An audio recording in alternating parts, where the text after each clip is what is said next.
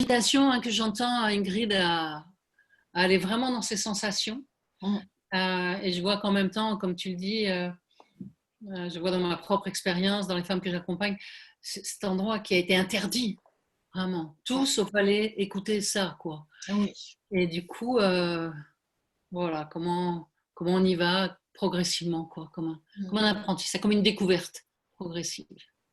Comme une découverte progressive, pas à pas.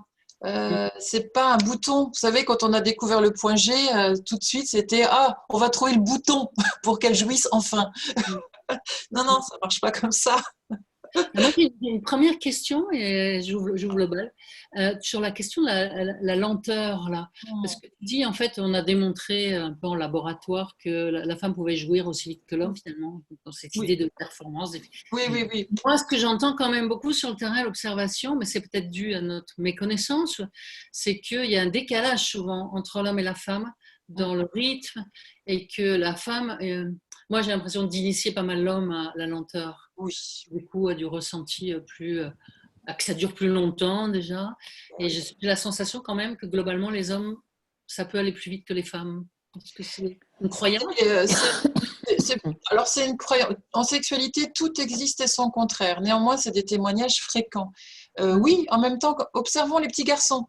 Ils ont un zizi, plein de cellules sensorielles depuis tout petit. À la puberté, avec la testostérone, c'est yalla. Il n'y a que ça dans le cerveau. Hein. Sexe, sexe, sexe. Qu'une envie de se stimuler par une masturbation pour éjaculer parce qu'il y a l'orgasme.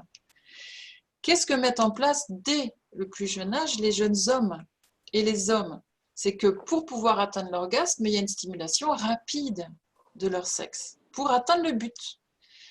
Et puis en plus, il y a le poids de la cachotterie, de oh là là, c'est pervers ce que je fais, c'est mal, mais en même temps, il y a des jeux de rivalité pour certains hommes, très peu, mais il y en a quand même. Et puis, il y a cette culpabilité quand même, l'endroit où l'homme se retrouve ouais, peut-être ses péchés. Hein, il y a eu des années et des années de lavage de cerveau sur la masturbation, ses péchés, parce que c'est de la semence perdue. Donc toute cette dualité fait que chez l'homme, oui, l'aspect de la masturbation crée l'éjaculation rapide. Et quand ils sont avec leur partenaire, que ce soit toutes les sexualités confondues, parce que c'est la même problématique pour tous, c'est qu'ils ont mis en place un système réflexe. Ça monte vite, parce qu'ils savent comment faire, ils connaissent leur mode d'emploi, sauf qu'effectivement, merci Véronique, la volupté, l'explosion des sens, goûter, savourer, c'est dans la lenteur, c'est dans la respiration, c'est dans l'écoute intérieure. Et les hommes ont énormément aussi un job d'écoute intérieure de leurs sensations pour se déconnecter de leur performance, se déconnecter de leur seule et unique mission, c'est de faire jouir sa partenaire, parce qu'il y a ça aussi, ils ont ça comme pression. C'est ma performance va faire que ça va faire jouir l'autre. Et aux hommes, tout mon job, c'est de les inviter à réintégrer leur corps, réintégrer leurs sensations, sentir le chemin des spermatozoïdes, sentir l'endroit du point de non-retour et de pouvoir naviguer juste là, dans l'entre-deux, en connaissant comment ils stimulent, comment ils respirent, comment ils se posent, comment ils savourent. Et ça, en partenariat avec leur partenaire qui, elle, effectivement, le chemin est plus ténu, plus long pour certaines femmes, bien sûr. Et en même temps, la lenteur crée la volupté et la saveur et crée l'intensité du goût de la jouissance. Donc oui, il y a tout cet art, parce que faire l'amour, pénis dans le vagin pour faire des bébés, ça, on s'est tous débrouillés depuis l'aube de l'humanité. On en est là, vous voyez. Par contre, faire l'amour, c'est un art à apprendre chez l'homme et c'est un art à apprendre chez la femme. Donc oui, pour la lenteur. Merci. Isaline. Oui. On t'entend. Ah oui? Ah bah super. Wow, Active ton micro. Oui, j'avais une première question concernant une femme sexuée. En fait, c'est une femme qui doit aller vers la jouissance. Qu'est-ce que tu entends? Alors, je vais repréciser. Pour moi, la femme sexuée, c'est la femme qui a intégré sa dimension sexuelle, qui a intégré son corps, son sexe, qui connaît le mode d'emploi de son clitoris intérieur-extérieur, qui connaît le mode d'emploi aussi de sa poitrine, de ses lèvres, de ses zones érogènes, de ce dont elle a besoin pour avoir du désir, pour monter sa libido. C'est se connaître en tant que femme vibrante dans sa sexualité. Et la femme sexuelle, pour moi, c'est la femme connaissant son anatomie, connaissant son jouet, s'éclate en concert. Et le revendique, et le diffuse, et joue. Voilà. Pour moi, vous voyez, c'est la première étape. Je suis une femme sexuée, j'ai intégré mon sexe dans mon corps, et c'est ma petite antenne, et c'est mon intuition, c'est cette dimension animale. Souvent, chez les femmes, dans beaucoup voilà, de groupes et de cercles, on parle de la femme sauvage, la femme animale. Oui, la femme sauvage et la femme animale, c'est la femme qui est dans son sexe. C'est la femme qui sait jouer de son sexe. C'est la femme qui a besoin de vivre cette animalité, sa sauvagerie dans son sexe. Beaucoup de femmes sont en grande difficulté orgasmique parce qu'elles n'osent pas aller dans leur animalité. Oh ben non, je ne vais quand même pas proposer ça. Oh ben non, je ne peux quand même pas m'imaginer de lui demander ça. Oh ben non, c'est trop crade. Oh mais non, c'est trop dégueulasse. Et qu'est-ce que tu entends par sauvage dans ça? Ah, qu'est-ce que j'entends par sauvage? C'est la femme qui ose, qui a l'audace d'être dans son animalité, qui a l'audace d'être dans ce qui se passe au niveau de son sexe, qui a l'audace de proposer, de se mettre dans des positions qui lui correspondent à elle et de le proposer à son partenaire pour que dans les jeux érotiques et dans les jeux de stimulation et dans les jeux du corps, ben c'est comme des petits animaux qui s'amusent aussi. Et ben il peut tout se passer. Et d'oser aller dans ces endroits-là. Vous savez, nombre de femmes, on dit, par exemple, grande difficulté, c'est la position de la levrette. Pour plein de femmes, c'est inenvisageable d'aller à cet endroit-là. Parce que ouais, c'est trop animal, c'est dégueulasse, c'est sordide. Mais l'humain, on a la parole, c'est pas pour retomber dans ses bassesses. Alors que c'est une posture pour plein de femmes où se révèlent leur dimension sauvage et animale, où elles redeviennent effectivement cette mémoire qu'on a toutes, qu'on était à quatre pattes et qu'effectivement on était pénétré par l'arrière. L'idée, c'est pas que c'est une position mieux que les autres, etc., mais c'est d'oser intégrer que ça puisse faire partie du panel et de ne pas faire des fermetures, d'aller aussi oser faire des fellations. Pour plein de femmes, oh là là, qu'est-ce que c'est d'aller stimuler sa bouche avec le sexe de l'autre, que ce soit toutes les sexualités comprises. Hein. Qu'est-ce que c'est d'aller stimuler les sens de son goût et de l'odeur? Si ce n'est pas des sens reptiliens et des sens sauvages, cela, qu'est-ce que c'est? Et plein de femmes se coupent de ça parce que ben, c'est sale, c'est dégueulasse, c'est puis non, et puis je suis humaine, je ne suis pas une animale quand même. J'ai la parole et j'ai l'intelligence. Stop. Dommage, on se coupe de plein de choses. Est-ce que ça répond à ta question? Oh que oui. Oh que oui. Et que l'idée d'oser aller dans ces endroits-là, c'est d'oser aller dans sa dimension de femme sauvage, de femme animale, de femme obscure, oui. De toute façon, une sexualité épanouie, c'est une sexualité d'une femme qui a traversé toutes ces zones d'ombre. Oui. Merci. Alors, PC, je ne sais pas ton... Isabelle. Votre nom. Merci, Isabelle. Merci Véronique, merci Ingrid. En t'écoutant Ingrid, je fais un lien fort. En fait, depuis 3 semaines environ, je me retrouve avec une apathie forte, un non-désir sexuel, pas du tout envie de faire l'amour, alors que là, j'ai pas de soucis par rapport à tout ce que tu viens d'évoquer normalement, tu vois. Et je viens d'avoir un flash, vraiment en t'écoutant, et du coup, j'ai envie de le partager avec vous et voir ton point de vue à ce niveau-là. Je me trouve dans une inhibition complète d'oser faire ce que j'ai envie de faire dans ma vie. Ce confinement m'a mis dans une espèce d'enfermement et des peurs. Et donc, du coup, la dernière fois que j'ai fait l'amour, ça me paraît loin, ça me paraît 3 semaines, enfin peu importe le temps, on s'en fout, quoi. Mais dans ma sexualité, pour moi, ça me paraît beaucoup, 3 semaines. Et j'ai eu cette fois-là un orgasme très, très, très puissant, un truc complètement fou. Et après, j'ai été toute petite où j'ai beaucoup, beaucoup pleuré, j'avais des gros sanglots. Et du coup, je fais des liens avec ce que tu es en train de dire. Donc, pour être plus clair, est-ce qu'à ce moment-là, il y a eu ce sentiment qui a été très, très fort, où j'ai été également face à cette inhibition dans laquelle j'étais dans la vie aujourd'hui, et que du coup, enfin, j'ai fait un mélange et qui fait qu'aujourd'hui, il n'y a plus de désir. Alors que j'aime fort, fort mon compagnon, que j'ai envie de faire l'amour, mais je suis bloquée, quoi. Enfin, et je fais un lien par rapport à ce que tu dis. Donc, je ne sais pas si je suis très claire pour tout, dans mes propos. Pour plein de femmes, il y a des périodes, et ça nous parle à toutes, il y a plein de périodes où il va y avoir des coupures par rapport justement à des états émotionnels, voilà, des environnements, des passages, des contextes qui vont de toute façon impacter notre désir mental, notre désir de croquer la vie, notre désir de projeter, notre désir d'être vivante, et qui est lié à notre désir libidinal, notre désir sexuel, notre désir du corps. Et que des fois, le lien, mais il se coupe.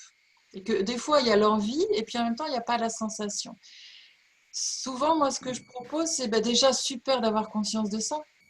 Super déjà de sentir que, oh mince, c'est déconnecté. Mais en même temps, de sentir que moi, là, effectivement, ça m'a mis dans une torpeur, ça me met dans une coupure. Ça, les élans de nous toutes, là, sur les 2 mois, ont été, contingentés, malmenés, bloqués.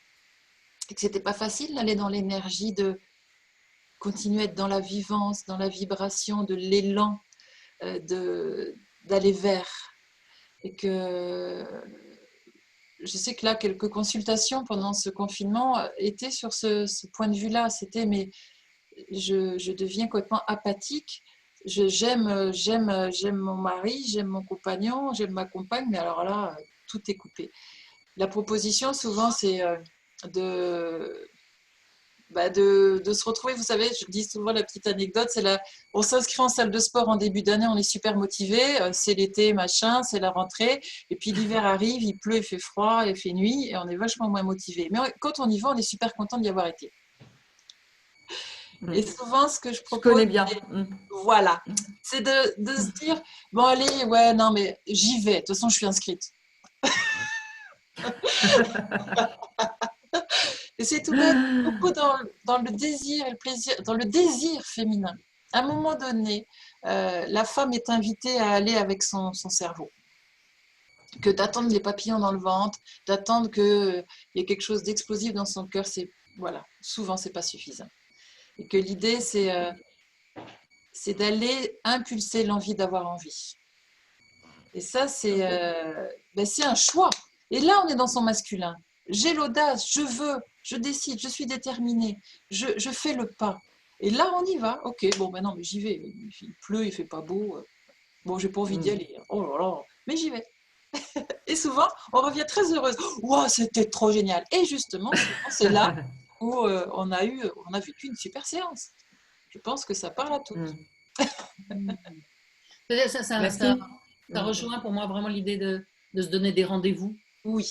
Avec soi-même ou avec l'autre dans cet espace d'exploration intime, sensuelle, sexuelle, sans savoir trop avant.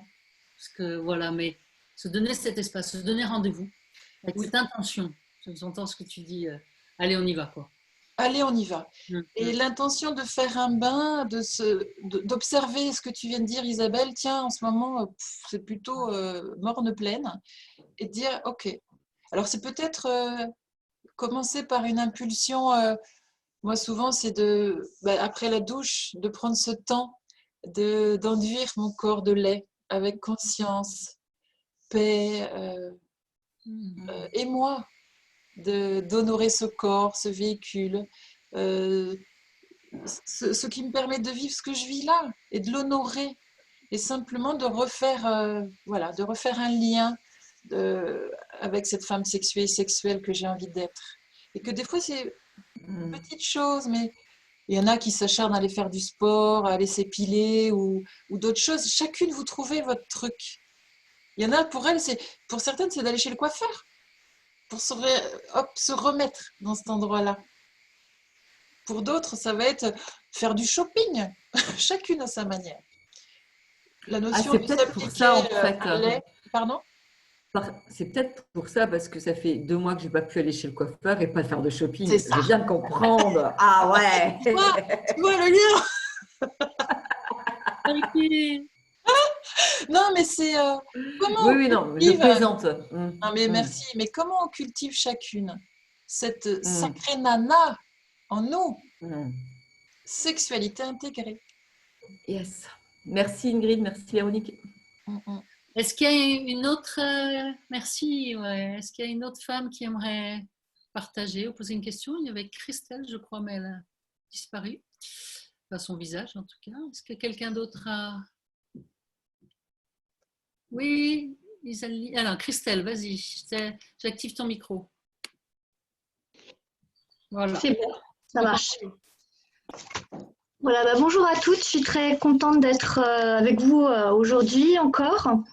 Alors, je voulais réagir en fait par rapport à ce que tu avais dit sur le fait de, comment dire, voilà, d'aller toucher, sentir le sexe de l'homme, faire des fellations, tout ça. En fait, j'ai envie de dire, pour moi, j'ai envie de dire oui, ok, mais avec la résonance intérieure que c'est juste pour moi. Oui. Voilà. Parce que en fait, dans certaines cultures ou dans certains milieux, c'est comme si c'était normal, il faut le faire. Non. Est-ce que c'est juste pour moi d'aller dans ce chemin-là? C'est ça. Donc voilà, je voulais juste voilà, remettre en fait quelque chose qui était en relation avec ce que je sens là. Est-ce que c'est OK pour moi d'y aller? Est-ce que je suis prête à y aller? Est-ce que j'ai envie d'aller là-dedans? Voilà, c'est juste pour ça. Merci de préciser, Christelle, parce que enfin, mon propos n'est jamais de dire faites ci, faites ça. Mais le propos, c'est dans la femme sauvage, plein de femmes témoignent qu'elles ont du mal à y accéder parce qu'elles se coupent de dimensions de stimulation des sens auditifs et gustatifs. Et que dans la sexualité, ces sens-là, si ce n'est pas d'embrasser et d'avoir une sensation corporelle avec le corps de l'autre, avec ces organes-là, de la bouche et le nez, que ce soit fellation ou autre, il n'y a pas de prescription conseillée ou pas. Mais merci de reposer la nécessaire base fondamentale du consentement. C'est oui en moi, c'est oui dans mon corps, c'est oui. Oui d'accueillir et d'accepter là où j'en suis. C'est oui de dire c'est ça dont j'ai envie. Et ça, c'est non, ça, j'ai pas envie. De le poser à l'intérieur de soi et de le poser aussi à l'autre. Parce on peut commencer à avoir envie de faire l'amour et puis à un moment donné, on peut avoir envie d'arrêter. Et de pouvoir poser le non à tout moment. Et de ne pas s'obliger à se dire oui alors que c'est non à l'intérieur, ne pas se dire et de ne pas jouer avec ça et d'être dans ce côté masculin de la femme, c'est d'être dans cette honnêteté, dans cette précision, dans ce choix déterminé, engagé. Et pour moi, le consentement, c'est ça. C'est je pose le oui, je pose le non, c'est mon choix. Et c'est maintenant et c'est comme ça. Et comment je le pose? Et là, si ce n'est pas du masculin que je pose dans ma détermination d'être la sacrée nana sexuée, sexuelle, je ne sais pas ce que c'est.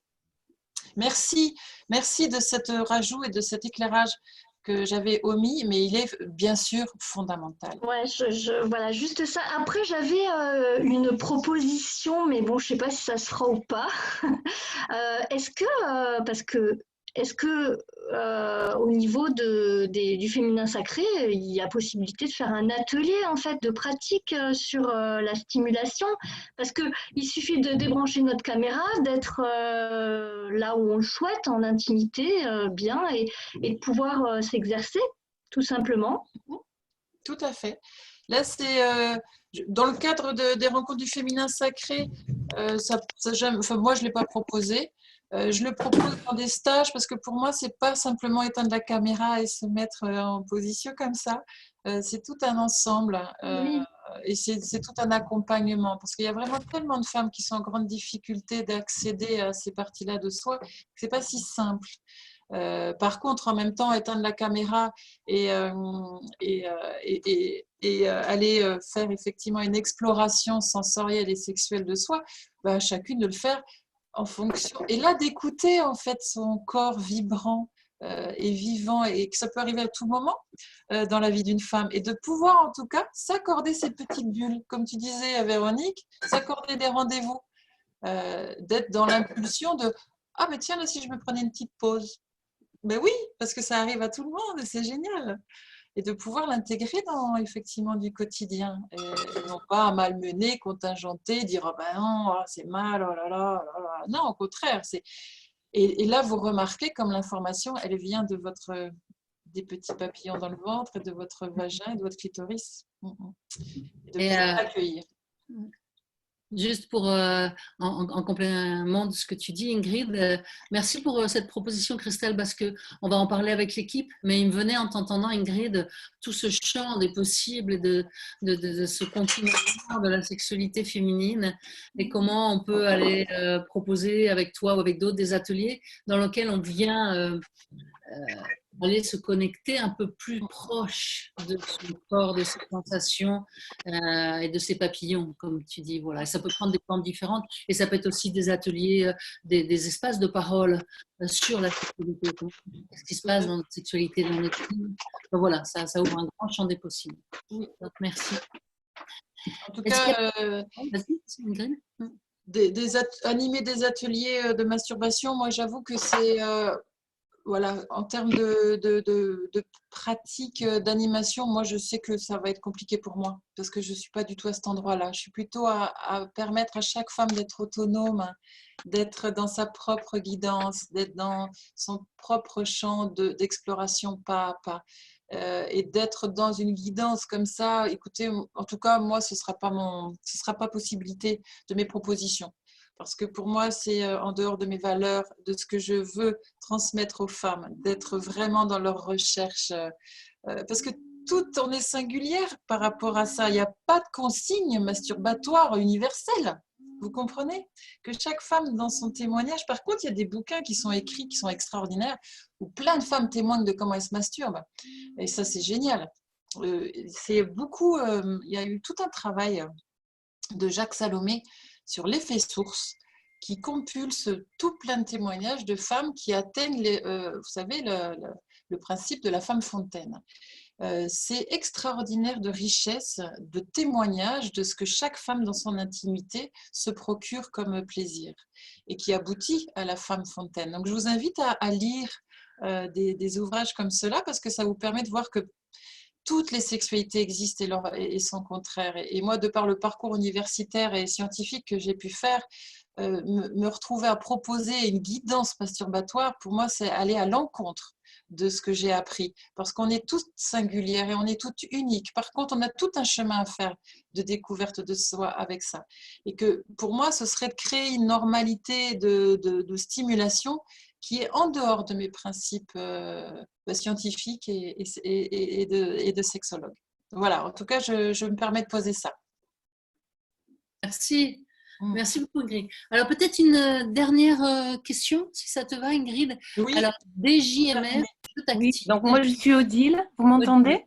Oui, merci. Oui, vous m'entendez? Oui, on t'entend.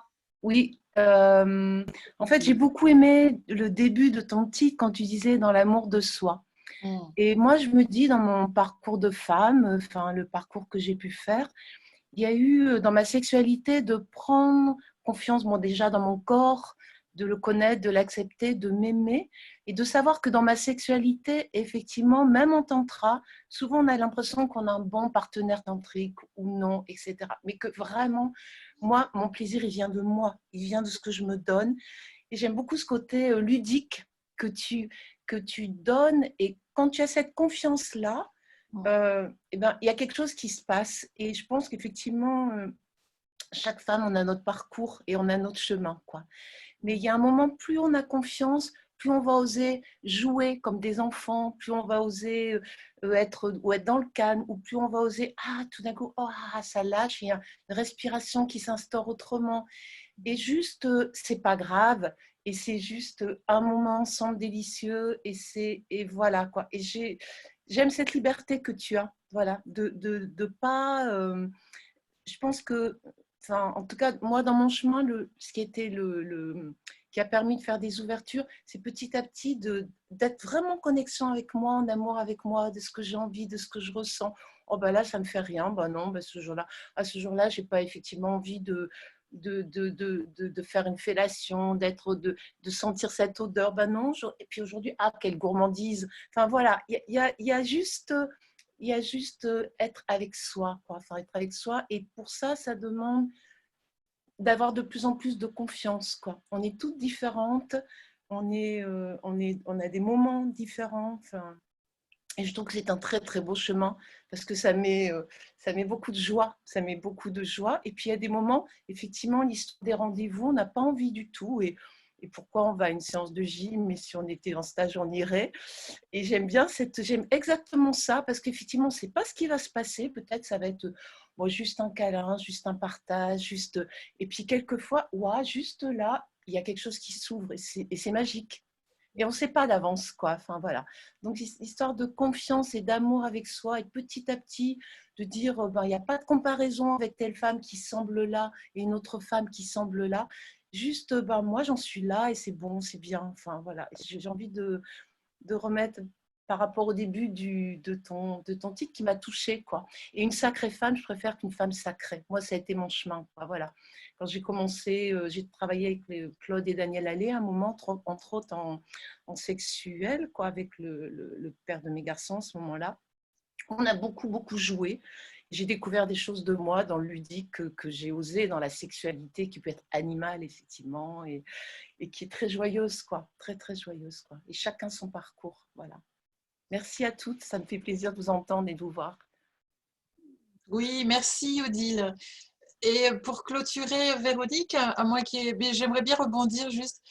J'avais envie, et merci à Odile de témoigner de cette confiance, de cet endroit de jeu, de pétillement de la vie et de la vivance.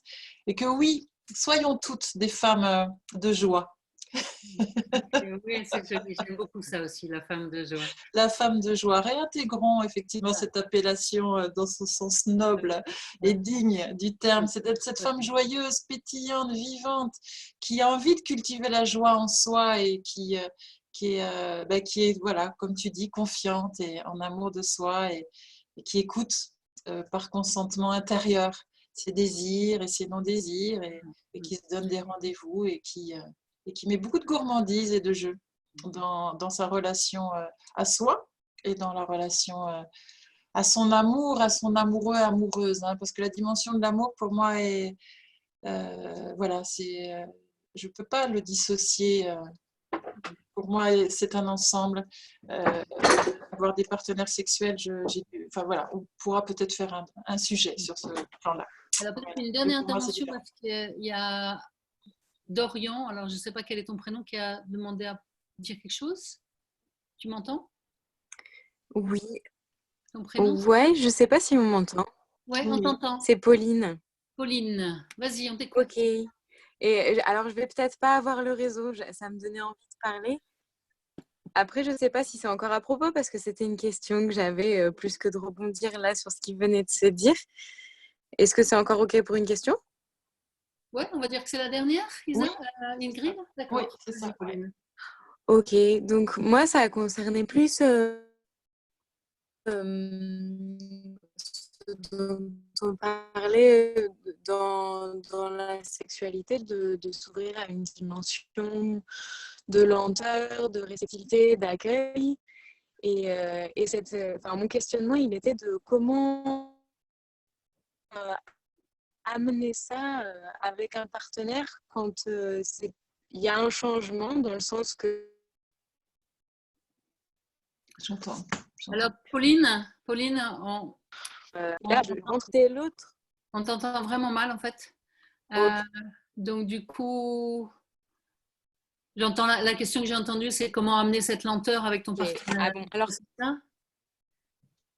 Non, je vais pas avoir la connexion qu'il faut. Ouais, tu vas pas. Bon, ben, on va en une autre fois. Ouais, une autre fois, Pauline. Et en même temps, de terminer vraiment sur cette dimension voilà, il est dit que les femmes sont les initiatrices de l'amour. Yahoo!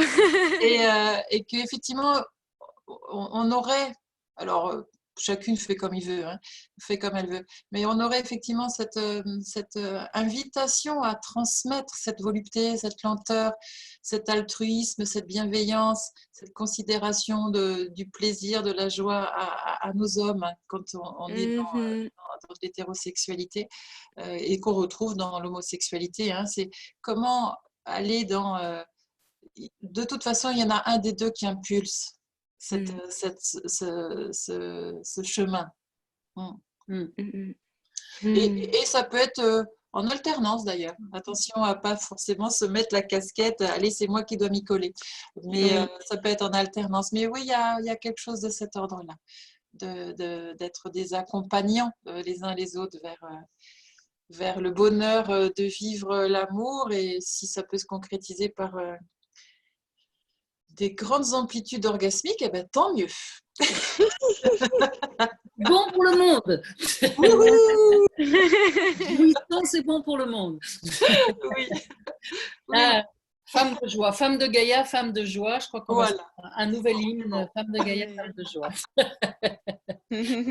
Ok. C'est bon pour toi? Est-ce que tu veux clôturer, dire quelque chose juste pour terminer avant que je pense que pour moi, tout est dit. Merci de vos témoignages, de vos mots qui réajustent mes présentations et de prendre la parole pour poser ce qui est bon pour vous. C'est transmettons, mesdames, femmes, transmettons, parlons autour de nous. On a tout ce job, youhou.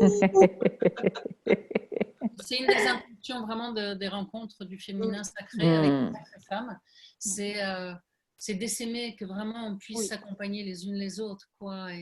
Et osons écouter avec curiosité nos expériences autour de la sensualité, du corps, du sexe, voilà. Donc il y a des espaces il y a les tentes rouges qui sont déjà là. On crée des espaces de parole aussi de la sexualité.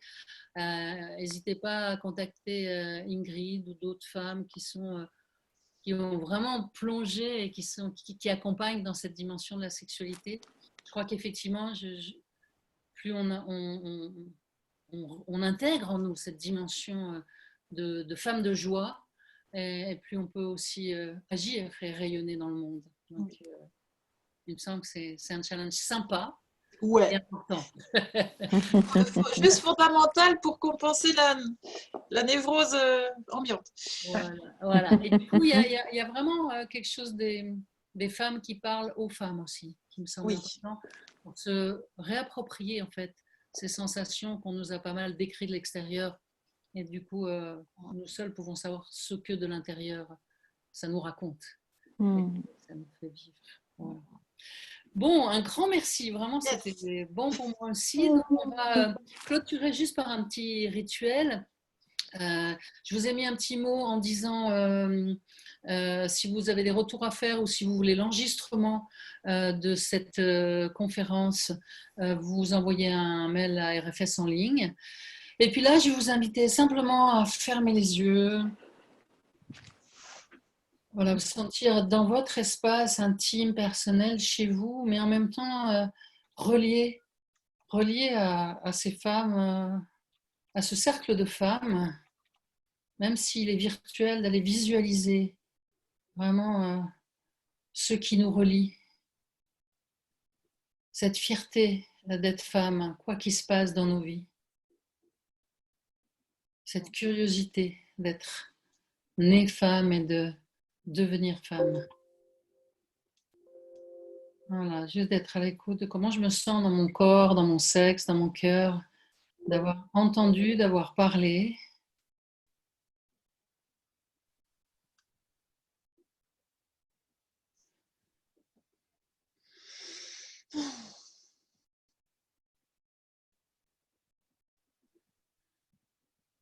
Voilà, de réouvrir les yeux, juste cet échange de regards, puisqu'on est dans une période où on ne peut pas trop se toucher. Explorons d'autres manières d'être en lien en particulier en regardant et en se laissant voir.